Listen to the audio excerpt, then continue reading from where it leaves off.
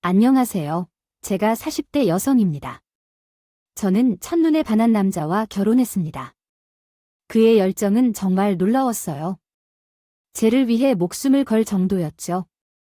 뜨거운 열정에 이끌려 결혼 직전까지 갔지만 결혼하려고 하니 너무 급한 선택인지 걱정되었어요. 그래서 남편에게 생각할 시간을 갖고 싶다고 했더니 이틀 만에 예비 시어머니가 전화를 했어요. 너 결혼 날짜 다 잡아놓고 갑자기 헤어지자고 했대. 아니, 헤어지자고 한 것이 아니라 생각하는 시간이 필요하다고 했어요. 대체 왜 풀이 좋아서 결혼하기로 했으면 약속을 지켜야지. 그는 정말 저를 좋아해 주셔서 여기까지 왔는데 결혼하려니 생각이 많아져요. 사실 결혼 전에는 다들 그래도 적당히 해야지 이렇게 생각해. 우리 아들 잡겠다. 애가 열이 펄펄 끓어 못 본다며 죽는다고 난리였던 거죠. 결혼 연애 중 한 번 헤어지자고 했을 때는 정말 사람이 못 본 사이에 헬스케했다는데요. 결국 다시 만나 결혼까지 했죠. 계속해서 그는 나 없으면 큰일 날 것 같아서요. 남편은 왜 그런 모습을 보이면서 여자가 당한 어려움에 대해 자신이 원래 모든 잘못은 내가 자신에게 그래서 그와 결혼식을 보더니 남편이 많이 웃고 있습니다. 그의 모양을 볼 때 과한 걱정을 했다. 문제는 결혼 10년을 끝내어 찾을 수 없다는 것이었다. 처음에는 담당자가 누구인지도 모른다면 종종 귀가하는 남편은 나에게 흥미가 있다. 어떤 날은 날 화나게 만들었다. 그렇게 하면 나를 기다리는 사람이 힘들게 일하고 집으로 돌아가 바람을 불면서 자고 있는 아내를 볼 때 내게만 바라보고 사랑했던 남편은 사라졌다. 남편은 점차 냉정하고 거칠어졌다. 그리고 어느 날 예상치 못한 진단을 받았다. 내가 아니라면 치료를 시작해야 한다고 했다. 다음 진료 때 보호자도 함께 가져와야 합니다. 병원을 나와서 전화를 걸었지만 남편은 전화를 받지 않았습니다. 내 눈앞이 어두워졌다. 아이가 없는데 암이라니. 내 삶이 끝난 것 같았다. 그런데 집에 도착하니 남편이 완전히 거침없었다. 전화는 왜 받지 않았어요? 왜 계속 전화를 거두나? 내가 그래서 집에 일찍 들어오지 않는 거예요. 당신은 있으면서 내가 숨이 막힌다고 뭐가 잘못됐는데 그 숨이 없다면? 차단되어도 임신 안 되면 그만이지 동물도 아닌데 배만 무기라서 날 좀 대야지 그랬어요. 결국 남편은 또 집을 나가버렸어요. 남편에게 문자를 남겼는데도 답도 전화도 없었어요. 결국 저는 혼자 병원에 가서 수술을 받았어요. 수술 후 회복 중이었는데 갑자기 병실 문이 열리더니 어린 여자가 들어왔어요. 진짜. 아가도 없어 나야 아직도 암에 걸려 있었거든. 진짜 참을 수 없는 소리를 하고 있었어요. 이쯤 되면 누구에게 하는 소리겠어요? 고백하지 말고 제 남편과 이혼해 달라고 해요.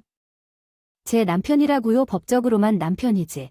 다른 건 다 똑같잖아요. 아이도 없고. 제대로 찾아온 거잖아요. 정말. 제 남편이랑 사귀었어요. 상대방녀가 제게 비웃으며 남편과 침대에 누워있는 사진을 보여주더라고요. 정말 기가 막힌 일이었어요. 남편에게 전화하자마자 급병원으로 왔어요. 병실 안에는 상대방녀와 제 친오빠까지 있었어요. 뭐야. 내 오빠도 부르지 않았어. 내가 헤어질래도 안 가. 내 안아기와 혼인 문제 들어 내가 기분 나빴다가 본 거야. 너의 애인이 여전히 내 병실에서 빠져나가지 않고 버티고 있어. 애인인데 이러면 상관말로 해줄까요? 그래도 당신에게는 애인이 아니에요. 아, 그게 아마 우리 형님이 없었으면 뻔뻔하게 나왔을 것 같은데. 형이 눈을 번쩍 뜨고 있어서 기가 죽어서 제대로 말도 못 하더라고요. 다 왔으니까 이제 결판을 봐야겠어요. 형님 그게 판이라니 무슨 결판인가요? 여자들 다 이쪽으로 와서 형은 그 자리에서 남편을 들어 던졌고 쇼핑백도 집어 던질 듯 했어요. 한바탕 소동에 병원 직원들이 달려오고 결국 경찰까지 왔어요. 모든 상황을 듣고 경찰이 남편의 상태를 보며 혀를 찼어요. 아니야 그랬다고 해도 사람을 이렇게 패놓으면 어떡해요. 동생님도 안정을 취하셔야 되고요. 일단 이분은 치료부터 받아야 할 것 같고요. 형님은 일단 경찰서로 가야겠어요. 남편은 상태가 심각해서 중환자실까지 갔어요. 아내는 경찰 조사를 받았고 저는 링거를 채운 채 경찰서까지 따라갔는데 시어머니가 와서 우리 형님에게 다시 난동을 부렸어요. 아유 사돈 총각 미쳤어요. 우리 아들을 키우십시오 하고 하셨어요. 아내는 투병 중이라 나물이라도 하라 하고 바람남들에게 다 말해볼까요? 누가 더 문제인지 내 동생 눈에는 피 묻은 물이란 말씀하시면서 내가 그 정도도 못해요. 아니 살다 보면 바람도 피울 수 있는 거지요. 아, 그렇게 얼굴을 찌푸리지 마세요. 더 하고 싶은 말이 있는데 경찰이 와서 못하겠네요. 결국 제 시어머니는 오빠를 고소했고 오빠는 재판에 넘겨졌습니다. 그 사이에 저는 남편을 설득했어요. 당신, 어머니를 설득해 주세요. 내가 왜 해야 하죠? 누가 먼저 잘못했는데요. 그러면 당신도 뭔가 해주어야겠죠. 용서해야 할 거야. 용서할 일이 어디 있어요. 막말로 애도 못하는 여자를 10년이나 데리고 살았는데 이제 나 뻔히 피운 거 문제없이 조용히 이혼하겠다. 그럼 이혼 서류를 쓰라고. 아쉬운 게 어디 있죠. 구치소에 있는 오빠에게 상황을 말했더니 절대로 각서를 쓰지 말라 화를 내더라고요. 감옥 가더라도 자존심을 굽히지 말라고. 솔직히 그렇게 해도 되나 오빠를 돕고 싶었어요. 저 때문에 벌어진 일이니까요. 이혼할 거였으니까 결국 남편에게 각서를 쓰고 이혼 서류에 도장을 찍었어요. 서류를 받자마자 남편은 입을 싹 씻었어요. 내가 날 골로 만든 자식을 왜 평생 감옥에서 썩게 할 거야. 결과적으로 쟤는 남편과 이혼하고 오빠는 어떤 선처도 없이 재판을 받았습니다. 오빠가 잘했다는 건 아니에요. 중환자실에 갈 만큼의 잘못을 범하니 벌을 받아야 했죠. 그래도 자기 잘못 없는 것처럼 재계각서와 이혼 도장을 받고는 입을 씻은 남편을 용서할 수 없었습니다. 결국 오빠는 실형을 선고받았어요. 벌금형을 받았어요. 다행히 벌금형으로 끝났는데 판사도 나의 입장을 충분히 이해한 것 같았어요. 재판이 끝나고 오빠가 미안하다고 말했어요.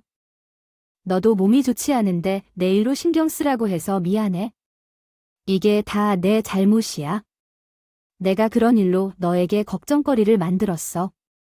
그런데도 지금까지 나를 참아주고 있어서 미안해.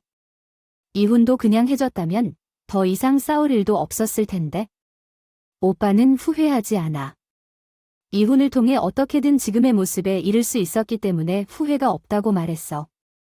이혼 후에는 친척들의 돌봄을 받으며 체력과 정신을 회복했어. 그리고 사업을 시작했는데 오빠의 도움으로 화장품 사업이 잘 되었어. 사업 자금도 오빠가 주었는데 덕분에 나는 사업적인 재능을 발견했어. 만약 전 남편과 함께 유지했다면 이러한 모습을 알지 못했을 거야. 사업을 하며 많은 사람을 만나다가 현재의 남편을 만났어. 이전과는 다르게 안정적이고 믿음직한 남편이야. 어느 날 뜻밖의 데이트 제안을 했는데 그와의 만남은 전과는 다르게 안정적이었어. 지금의 남편은 내 삶에 자연스럽게 스며들었어. 자연스럽게 들어왔다. 결혼 이야기도 나오게 되었다. 우리 결혼해야 할까? 지금처럼 서로 존중하며 살면 충분하지 않을까 싶다. 그래도 나 이혼했어요. 그게 뭐 어때? 근데 그게 전부가 아니에요. 임신을 할 수 없었다. 우리 나이가 어린 것도 아니고 자식 없이 살아도 뭐가 그리 어떨까요? 우리가 지금처럼 각자의 일을 하고 데이트도 하면서 행복하게 살았으면 좋겠어요. 고민 끝에 두 번째 결혼을 신중하게 결정했고 놀랍게도 결혼 한 달도 되지 않아 아이가 생겼다. 나조차도 믿을 수 없는 임신이었는데 임신 소식을 듣고 친정 엄마가 이렇게 말씀하셨다. 아무래도 그놈한테 문제가 있었나 보다. 그런 줄도 몰랐네. 마음고생은 혼자 다 하고 이제라도 네 짝을 만났으니 됐다. 그냥 낳고 살자. 응, 나도 그 사람 생각 전혀 안 나. 지금 너무 편하고 행복해서 이미 노산이었던 나도 어느 날 정말 생각지도 못한 연락을 받았어요. 잘 지내니? 누구세요? 내 목소리도 잊은 거냐? 나는 시어머니야. 아, 내 시어머니.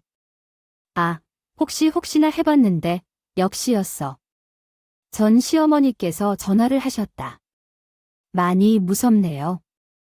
오랜만이에요. 사업가 성공 이야기를 들어서 기뻐할 만한 얘기네요. 잘 지냈어요?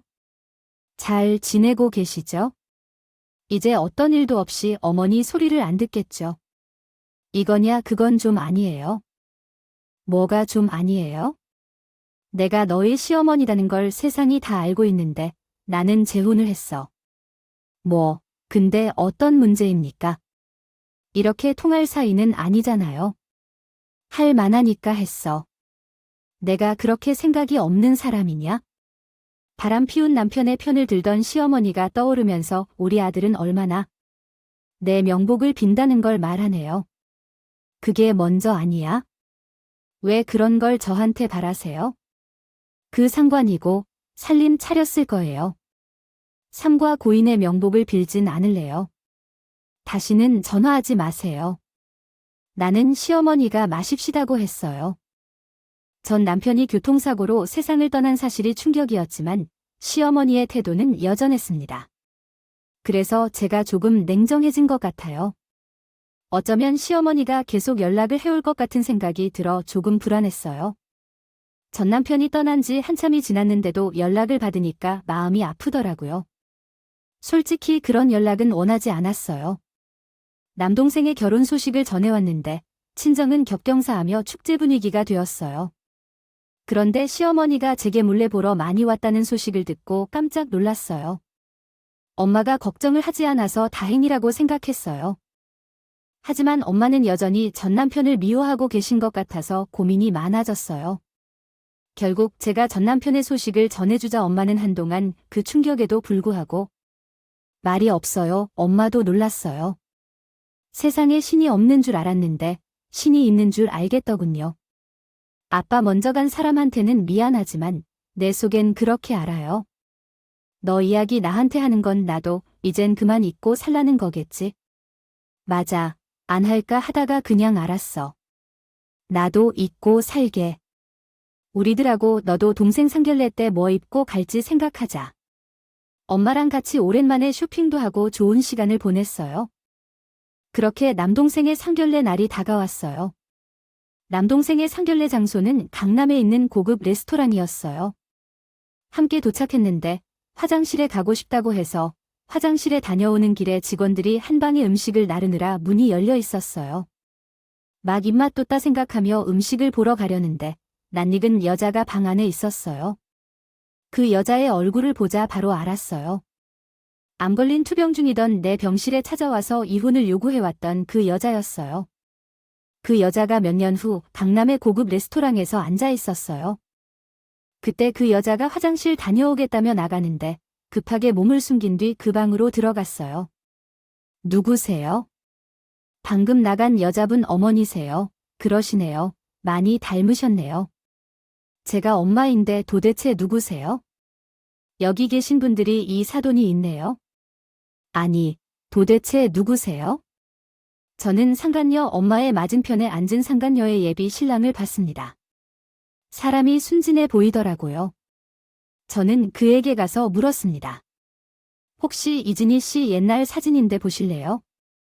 저는 상간녀의 예비 신랑과 예비 시모한테 상간녀가 과거 저에게 보여줬던 사진을 보여줬어요. 반응이 아주 대박이었죠. 망측해라. 이게 뭐야? 저게 누구세요? 이거 합성이죠. 그 사진은 다름 아닌 수년 전 상간녀가 저에게 보여준 남편과 침대에 누워 찍은 사진이었습니다. 합성이라 정 못 믿어 오시면 확인해 보세요. 로 보내드릴게요. 말도 안 돼. 제 예비 신부를 어떻게 하세요? 알 만하니까 알겠죠. 이런 사진을 가진 사람이면 예상은 되지 않으세요. 외국에서 유학하고 한국에 돌아온 지 얼마 안 됐어요. 한국에 아는 사람도 없다고 했는데 그랬어요. 하긴 머리 빡빡 밀려서 유학 갔다고 듣긴 했어요. 머리를 빡빡 밀렸다고 누가요? 여기 앉아 계시니 여자의 아버지께서 상간녀의 아버지 얼굴이 이미 벌개져 있더라고요. 사돈, 이게 다 무슨 소리입니까? 우리한테 뭐 속인 거요? 그러신가요? 제 친구 아니에요. 옆에 계신 분은 누구세요? 상간녀의 예비 시어머니가 저에게 여쭤보셨어요. 누구라고 생각하시나요? 설마 이 사진 속 남자는 지금은 제 남편이 아니지만 예전에는 제 남편이었어요. 그리고 이제는 잘 헤어졌으며 예전 며느리 덕분에 잘 살고 있어요. 그래서 우리 예비 며느리가 가정 있는 남자와 바람피라고 생각하시나요? 전해주십시오. 저한테 묻지 말고 예비 며느리 부모님께 묻어보십시오. 제가 말하면 믿어주지 않으실 것 같아서요. 아니요. 왜 과거 일을 꺼낼까요? 과거는 지나간 일이니까요. 그런데 그 여자가 말하는 건 사실이죠. 그 애가 어린 시절에 많은 실수를 저질렀으니 우리도 힘들었어요. 그래서 머리를 깎고 유학을 보내버렸어요. 어린 시절 저지른 일이니까요. 그 사진은 모든 것을 말하고 있죠. 다 아주 잘 알고 계신 것 같은데 세상에 이런 애를 저희 집며느리로 삼으려 했다니까요. 보장을 다 했다고 하더라고요. 그냥 애가 아주 잠깐 만났던 사람입니다. 그 남자가 얼마나 붙잡을 수 없게 매달렸는지 유학까지 보내버렸어요. 우리는 유부남이라는 것을 알고 바로 헤어지자고 했어요. 상간녀의 아버지가 어이없는 소리를 하더라고요. 그 말에 상간녀의 예비 시어머니가 혼란스러워 하더라고요. 이런 상황이라면 어쩔 수 없는 일이었겠죠. 이봐요. 좀 제대로 알고 말해주세요. 이 모든 것이 무슨 상황인지요. 네, 사실 아니요. 저는 그저 사실만 말한 것뿐인데요. 우리 예비 며느리도 잘 모르고 만난 거라니까요. 잘 모르고 만났다고 예비 며느리 다 아고 만났어요? 제가 암 수술을 받고 회복 중인데 병실에 찾아와서 저도 모르게 이혼까지 요구했어요. 여기요. 여기 보안이 어디 있나요? 이상한 여자가 있어요. 상간녀의 아버지는 어떻게든 저를 내보내려고 하지만 상간녀의 예비 장모님은 이미 제 이야기를 듣고 협조했습니다. 예비 사돈 잠깐 가만히 있어 보세요. 그게 정말이에요. 암 수술을 받고 회복 중인 조강지처를 찾아가서 횡포를 부렸어요. 네, 이게 증거예요. 저는 저장해 둔 병실 CCTV 영상까지 증거로 제시했습니다. 왜 이렇게 구리구리하게 구는 거죠? 입원한 거라고 하더니 왜 과거 일을 언급하고 싶어 하나요? 그렇죠. 저도 입으로 살았지만 주 구주 얼굴을 보니까 갑자기 옛 기억이 확 밀려온답니다. 이런 영상은 왜 아직도 가지고 있나요? 명예훼손으로 신고할 겁니다. 아버지님, 명예훼손이라는 말은 사실이 아니라 명예를 훼손시킨다는 뜻이죠. 지금 사실만 말하고 있는데 왜 이러시나요? 제가 이제 와서 전 남편에게 미련이 있어서 한 말로 그 사람을 찾았습니다. 그게 진실입니다. 등 뒤에서 상간녀에. 소녀는 놀라서 눈을 크게 떴다. 무슨 일이야? 왜 그 사람이 죽은 거야? 소녀가 물었다. 못 들었어. 교통사고로 갔다는데 언니가 대답했다. 그 사람이 너무 미워서 쉽게 생각했겠지. 무슨 말을 하고 있어? 소녀는 부모님과 예비 시댁 사람들을 쳐다보며 말했다.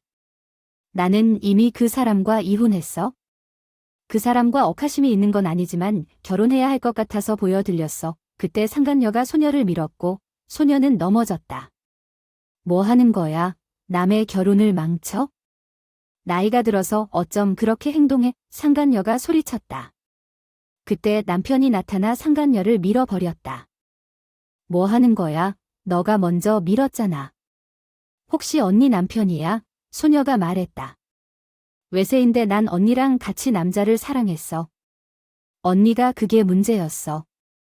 그때 내가 요구한 대로 이혼하면 우리 오빠가 저렇게 허망하게 세상을 떠날 거야?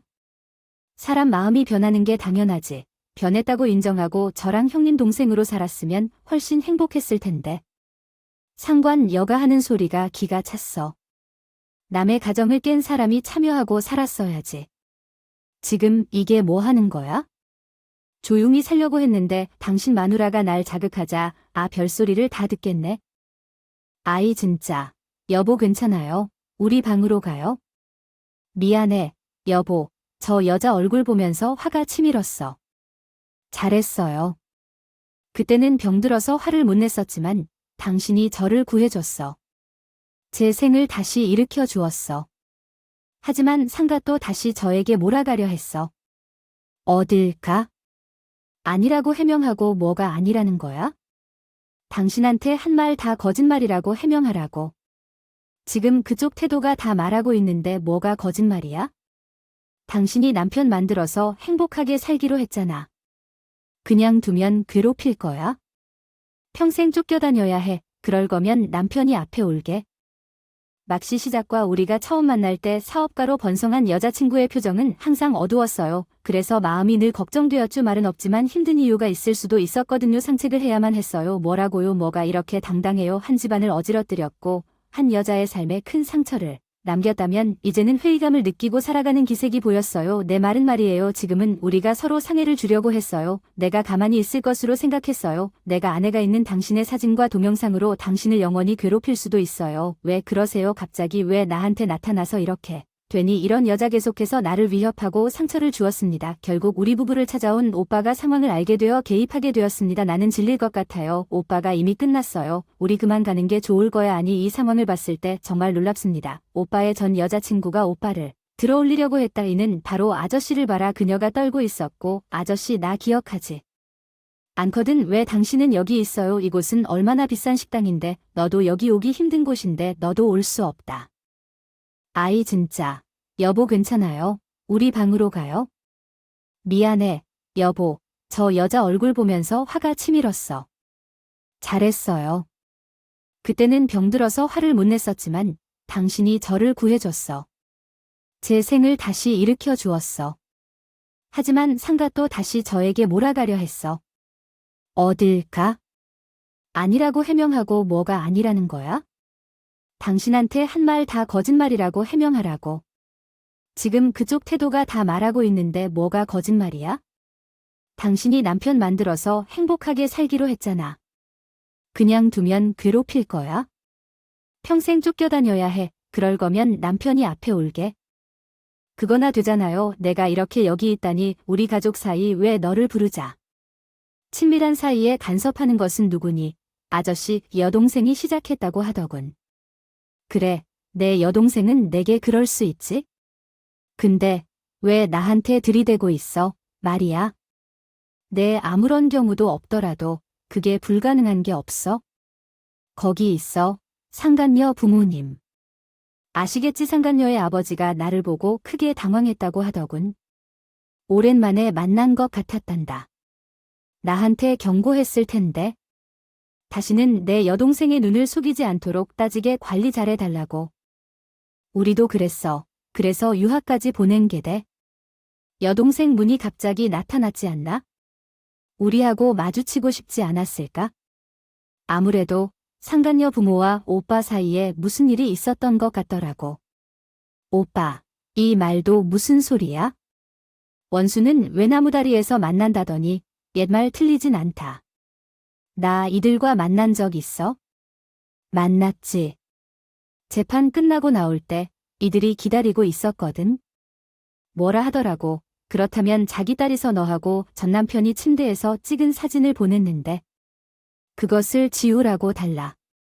그럼 자기들이 모든 걸 할 테다 하며 그러더라고. 그래서 하겠다고 말한 것뿐이지 뭐 나한테는 그런 말 하지 않았잖아. 그러고 나니 상간녀 아버지가 오빠에게 화를 내는 걸 알았네요. 당신도 나와 사귀는 건가요? 왜 이 사진이 여전히 저 여자 손에 있죠? 그 여자는 내 동생의 빈소에도 우리 딸의 결혼식에도 다 깨진 가운데 내가 당신 여동생에게 권위라도 쓰게 해줘야 할까요? 결혼식이 깨진 건 당신이 다녔던 곳에서 일어나서 그렇죠. 안 그랬으면 이 사진도 내 동생에게 없었을 거고. 그런데 나는 약속을 지켰나요? 정말 내 딸까지 유학 보냈는데요. 아니면 딸은 현재 내 동생과 같은 땅에 드러나 있잖아요. 내가 잃어도 부도덕한 사람들의 약속은 믿지 않아. 전 남편도 그랬거든요. 자기에게 외도당한 건 법적 책임 물어 조용히 이혼해 줄 것이라 약속한 거야. 근데 그걸 어겨줘요. 아, 그건 그 놈이 한 일이고. 내 여동생에게 무단으로 그 사진 쓴 건 아님. 당신 신생아가 안 보이면 아무 일도 아니라고 알고 있었으니 내게 약속했던 거야? 내 약속을 먼저 어겼답니다. 그쪽이 딸을 다시 데리고 와서 결혼식을 열었으니 저는 오빠와 상혼인 사이 그런 약속이 있음을 모르고 있었죠. 날 찾아오지 말아요. 어떻게 얘기해야 해? 이렇게 약속을 지킬지 아닐지 알아야 하지 않겠나요? 누가 말했겠어요. 분명 그 사진을 지우지 않았을 거예요. 근데 오늘도 이 사람들은 약속을 어깨 쓰지 않아도 너만 약속을 지켜야 하는 걸 알아요? 전 남편은 너 같았다고요.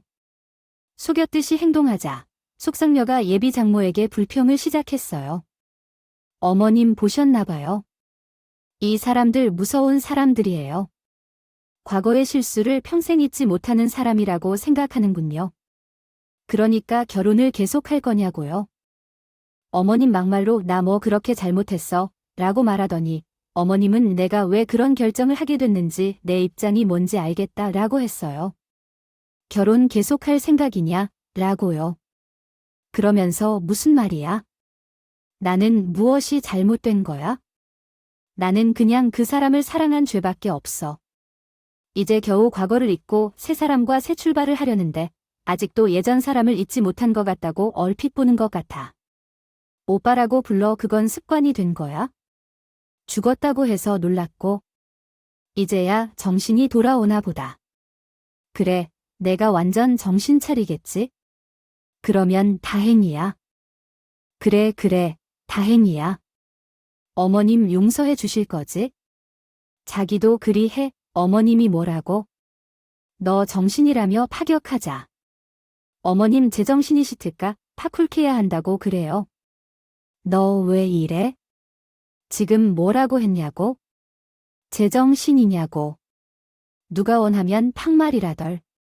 누가 원하는지 나한테 말해. 세상에 아들 봤나? 얘의 발은 못한다. 정말 이 정도야? 어머님이 화났잖아요. 대체 뭘 요구하는 거야? 내가 왜 반말을 못해 그 순간이었어요. 상간녀의 시어머니가 상간녀의 머리를 잡더라고요. 너 말 다 했니? 지금 뭐 하는 거예요? 이거야 너 우리 아빠가 일찍 세상 떠난 줄 알았지? 그 인간 나한테 이혼당했어. 우리 어릴 때네 뭐야. 그럼 어머니도 나 속인 거네. 내가 진짜 다 잊고 산 줄 알았는데 딱 너 같은 년이었네. 그게 뭐 소리야? 예의도 없고 논리도 없고 가진 거라고 무식해서 악수만 하는 거밖에 없던 젊은 년이었네. 뭐라고요? 나한테 이혼당한 네 예비 시아버지 그 인간이 딱 너 같은 애를 데리고 와서는 임신한 나한테 이혼해 달라고 했었어. 뭐야, 왜 자꾸 말이 달라요? 어머니가 이혼했다더니 그때는 이혼 안 해줬지. 어이가 없어서. 근데 우리 아들이 3살쯤 됐을 때 땡전 한 푼 없이 쫄딱 망해서는 집으로 기어 들어오더라. 상간녀가 재산 다 가져가고 튀었다고 마지막으로 남긴 메시지가 뭐였는지 아니? 그걸 내가 어떻게 알아요? 너 같은 처자식 있는 놈이랑 몇 년 살아보니 내가 아깝다. 이제라도 내 인생 찾아 떠난다네. 재산 가져가는 건 전가 미혼인 여자랑 잘 눈 대가라고 생각하고 아까워하지. 상기 설명은 아이의 성향과 어머님이 관여한 사건에 대한 이야기입니다. 처음의 사건은 아이의 예비 시어머니와 발생한 일을 다루고 있습니다. 이후 이혼 서류와 도장 찍기와 관련된 이야기에 발전하면서 아이가 소송을 걸고 승리하는 과정이 담겨 있습니다.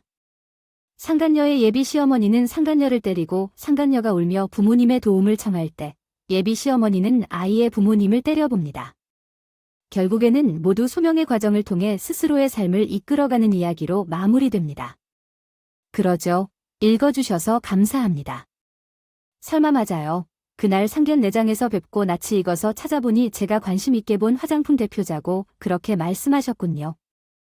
참으로 세상에 알 수 없는 일이죠. 악연인 줄 알았는데 인연이 돼버린다니 안 해요. 안 그래도 그때 뵙고 나면 종종 생각나곤 했어요. 하지만 좋은 쪽에서 뵌 일이 아니라 찾아본 적도 없었는데 먼저 찾아주셔서 감사합니다.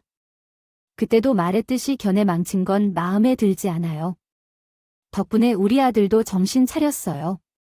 아드님도 많이 힘들어 하셨으니까요. 사실 저는 마음에 좀 걸렸어요. 그때는 모르게 뛰어들었는데 이미 지난 일로 괜한 소동을 벌인 것일까 싶기도 했거든요. 그 여자를 보셨잖아요. 예전에 뵀을 때랑 뭐가 달라졌나요? 아니요, 그건 아니었어요. 여전히 아나무인의 예절도 없고 우리가 그에게 속았던 것을 대표님이 바로잡아 주셨어요. 유학을 다녀오던 아들이 결혼하고 싶다며 그 여자를 데리고 와서 만난 지 3달도 안 된다고 하더라고요. 그래서 좀 더 만나보고 천천히 결혼을 해도 된다고 말했더니 여자가 결혼을 원하는 것처럼 눈치 굴더라고요. 결혼을 안 한다면 다른 사람을 만나겠다며 결혼해서 한국으로 돌아가고 싶다고 했다거나 뭐 그런 말을 하더군요. 근데 아들이 그 여자를 사랑한다고 하더라고요. 자식이니까 부모는 뭐니, 아들이 좋다면 받아주는 게 당연한 일이죠. 네, 결혼을 서두르는 것은 좀 이상한 것 같았어요. 하지만 혹시 과거를 잊고 싶은 마음이 있거나 다른 이유가 있을 수도 있겠죠. 결혼해서 한국으로 돌아가고 싶다는 게 마음에 걸리네요. 저희 오빠와 그 집 아버지랑 약속한 것 같았는데 결혼해서 돌아오려는 게 그게 뭐였을까요? 이전 남편이 돌아가신 사실도 몰랐다면 그것도 그렇고요. 혹시 그 남자를 다시 만나려고 했던 건가요? 추측이지만 누구든 잡아서 결혼하고 싶었던 것 같네요. 그때는 그것에 대해 알지 못했어요.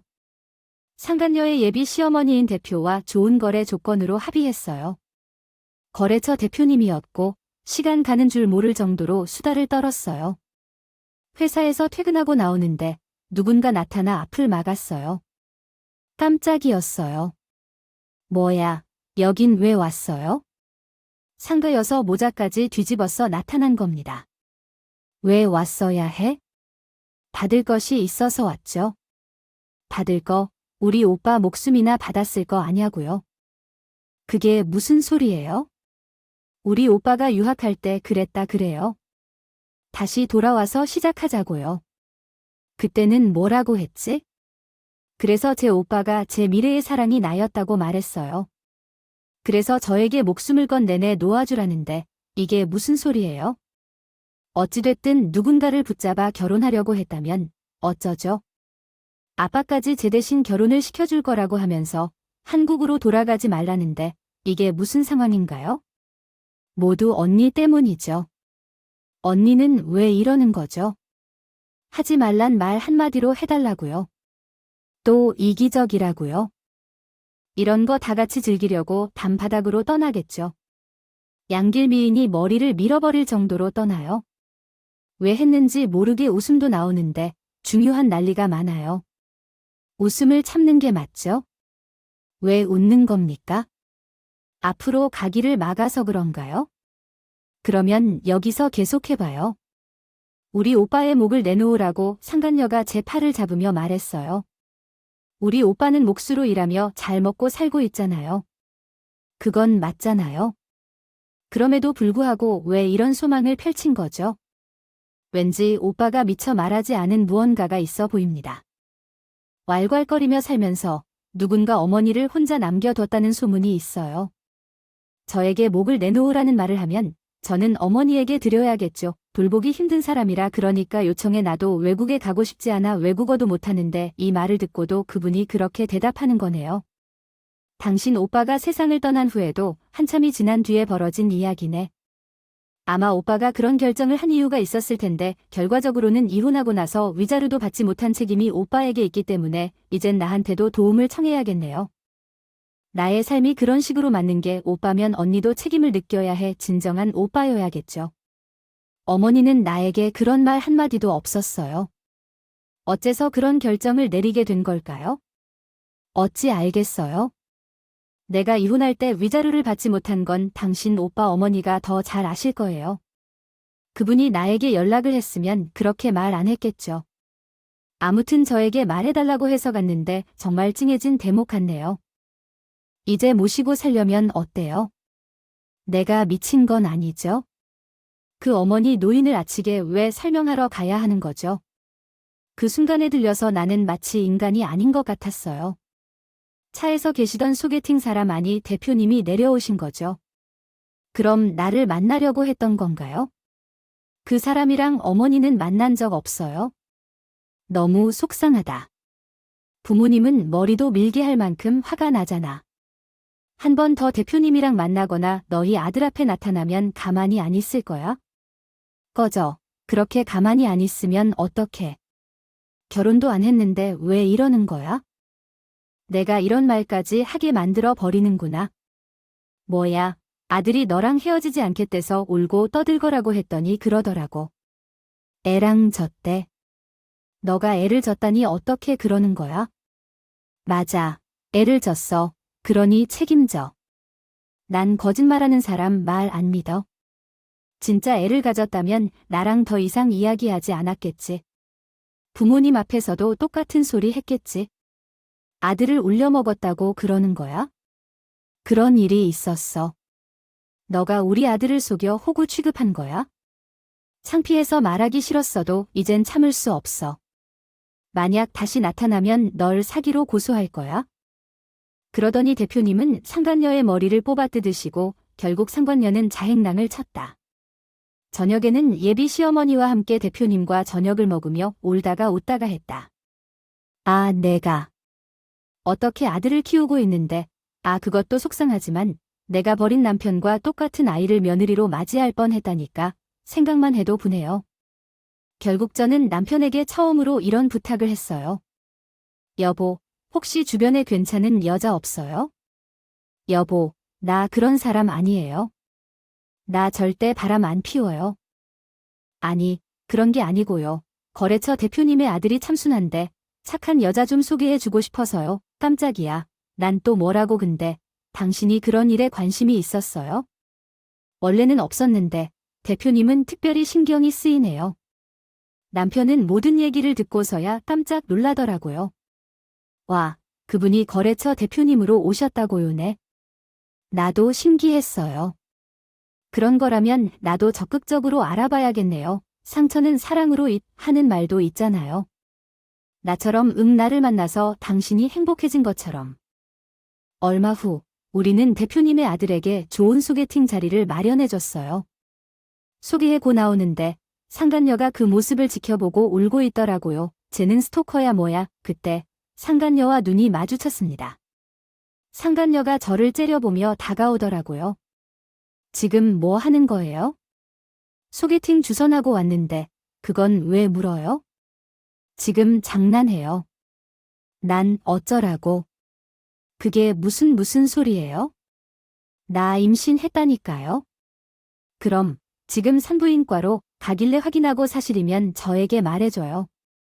상간녀를 데리고 산부인과에 가려고 했는데 상간녀가 소리 질렀어요. 잘못했네요. 아니, 왜 임신부가 이렇게 강한지 해보자는데 대표님도 와서 확인해보자며 모두 앞에서 그쪽의 임신 여부 확인해봐요.